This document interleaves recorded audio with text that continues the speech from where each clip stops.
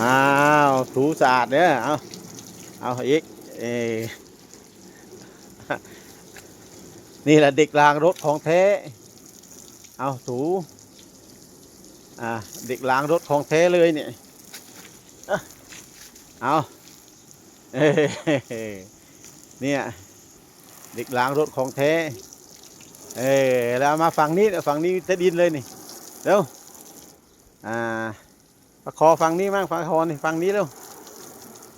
นี่ฝั่งนี้มีแต่ดินนี่เอาถูเอาเออนี่เด็กล้างรถของแท้อ่ะอ่าอ่าเออล้างรถด้วยเล่นสงกรานต์ด้วยเร็วหลวงตาถือรางวัลที่ 1เด้อหลวงตาจะพาไปเล่นน้ำเอาถูเอาเอาถูนี่แหละจึงเรียกว่าเด็กล้างรถของแท้บางคนก็เรียกว่าเด็กปั๊มไม่เห็นเด็กไปอยู่ปั๊มสักคนว่าเด็กล้างรถไม่เห็นมีเด็กล้างรถสักคนแต่นี่เด็กล้างรถของแท้ไม่ได้ใช่แรงงานเด็กนะเด็กอยากช่วยลูกหลานอยากช่วยเป็นรถหลวงตาขี้เหร่ก็เลยอยากล้างให้เอาถูนั่นถูนี่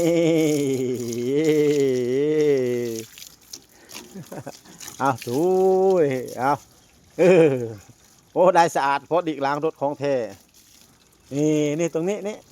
นะเอาตรงนู้นนะนู่น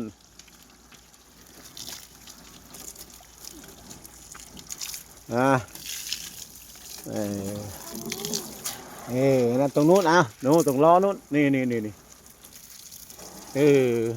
ตรงล้อนี้นี่เอาเลย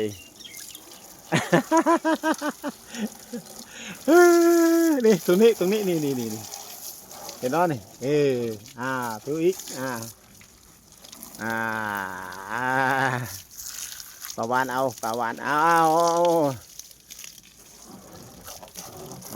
ถู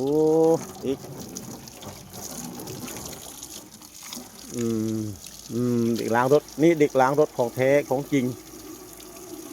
เด็กล้างรถเอา